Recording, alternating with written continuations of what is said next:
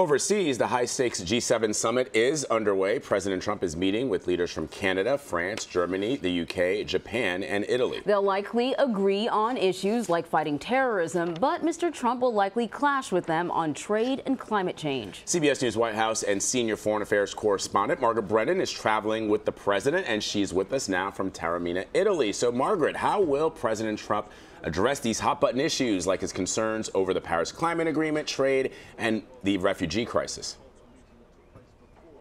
Well, what we've heard so far from White House officials is the emphasis that the president is here to be in listening mode when he's speaking with these European leaders and, of course, other key allies like Japan, all of whom are pushing the U.S. to abide by the commitments it made back in 2015 with that Paris Climate Change Agreement, as well as other approaches to how they deal with allies, including these free trade understandings and agreements that they've had for some time.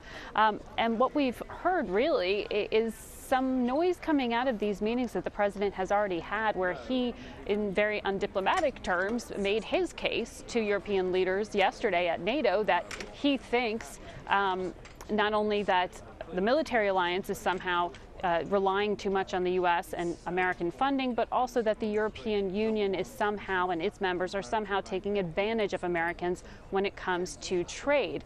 And you had these reports that surfaced saying that the president used some frank language, really hitting Germany hard to European leaders. You've had the White House push back on that a bit, saying, listen, he did say the Germans are very bad, but what he really meant was that from his perspective, he thinks that American imports are unfairly treated when they're sold into the German market, while the German items like BMW's cars, things that they make, have an easier time being sold in here. Therefore, they've got a leg up on us. All of that is really bringing all of these fractures and issues to the surface. So while this is a meeting with some of our closest friends and closest allies, shared values, shared interests, you're seeing fractures here that frankly you didn't see earlier this week on this trip when the president was in the Middle East, where you might have expected to see a bit more friction. Well, we know that the president met with Japanese Prime Minister Shinzo Abe. It was a bilateral meeting. No one else was there, just the two leaders. Apparently they talked a little bit about North Korea. But can we really expect any legitimate resolution or an agreement to dismantle Pyongyang's nuclear program without China being involved? Well, the bet of every leader for decades now has been that China has to help us out here or ultimately handle the situation in their own backyard, because that's where North Korea is, right on their border, and poses a threat to them if the regime collapses or if these nuclear weapons continue to develop with launch capabilities. But here in Europe, remember, this G7 summit is supposed to be, or typically is focused on intertwining the economies here, trade issues. So a lot of these conversations that the president is trying to redirect towards security may end up centered on things like sanctions. And that is where an alliance between the world's largest, economic powers is a national security tool. Remember, this is something the Obama administration used to really try to isolate Iran and force it to the negotiating table about its nuclear program. We know that the Trump administration wants to tighten the vice, not just on Iran, but North Korea. And so we do know that behind closed doors, some of these issues were brought up yesterday with European leaders at the EU. And there's also, of course, discussion about that economic isolation of Russia. Remember, Russia used to be at this summit, used to be the G8. They got kicked out after that military intervention in Ukraine. And so there's been talk about whether that sort of financial weapon of sanctions is going to remain in place.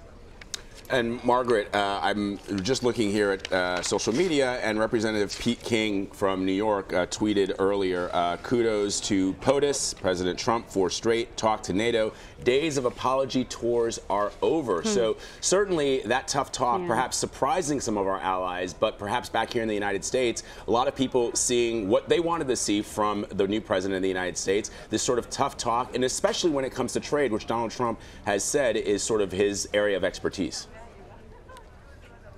Right. Well, he's good at that kind of campaign bumper sticker messaging that appeals to his voters. And certainly I can imagine that there is some reception that's favorable back home.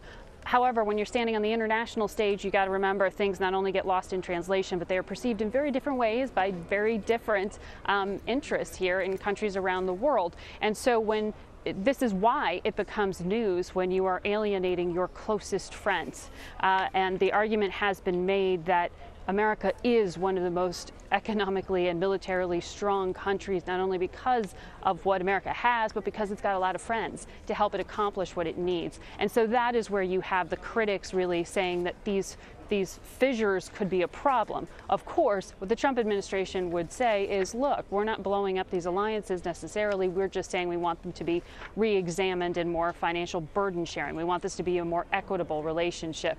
But all of this, diplomats like to do behind closed doors. All of this is on center stage because of the president's frank comments and frank communication about this, but also because of some of these leaks that we have been seeing by some who are frankly shocked at some of the very harsh or strong language that's been used. Indeed, Margaret Brennan, thank you very much.